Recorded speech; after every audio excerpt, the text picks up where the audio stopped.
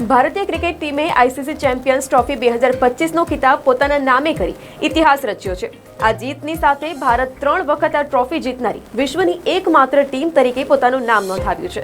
આ શાનદાર સફળતા બાદ દેશભરમાં ઉજવણીનો માહોલ છવાયો છે। દરેક ખૂણે ખેલાડીઓની પ્રશંસા થઈ રહી છે। રાષ્ટ્રપતિ દ્રૌપદી મુર્મુથી લઈ વડાપ્રધાન નરેન્દ્ર મોદી સહિત અનેક રાજકીય મોટા નેતાઓએ ટીમ ઇન્ડિયાને આ ઉમદા પ્રદર્શન બદલ શુભેચ્છાઓ પાઠવી છે।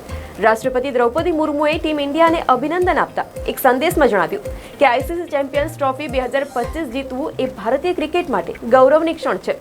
ભારત 3 વખત આ ખિતાબ જીતનાર પ્રથમ ટીમ બની છે, જે ખેલાડીઓ, મેનેજમેન્ટ અને સપોર્ટ સ્ટાફની મહેનતનું પરિણામ છે। હું ભારતીય ક્રિકેટના ઉજ્જવળ ભવિષ્યની કામના કરું છું। તો વડાપ્રધાન નરેન્દ્ર મોદીએ પણ આ જીતને અસાધારણ ગણાવી ટીમની પ્રશંસા કરી। તેમને એક્સ પર લખ્યું, એક શાનદાર રમત અને અદ્ભુત પરિણામ। ટીમ ઇન્ડિયાએ સમગ્ર ટુર્નામેન્ટમાં ઉત્કૃષ્ટ પ્રદર્શન કરી ચેમ્પિયન્સ ટ્રોફી ઘરે લાવી છે। આ સિદ્ધિ પર દેશને ગર્વ છે અને હું ટીમને હૃદયપૂર્વક અભિનંદન આપું છું। તો આ સાથે તમામ રાજકીય દિગ્ગજો અને વિપક્ષના નેતાઓ છે તેમના દ્વારા પણ શુભેચ્છાઓ પાઠવવામાં આવી।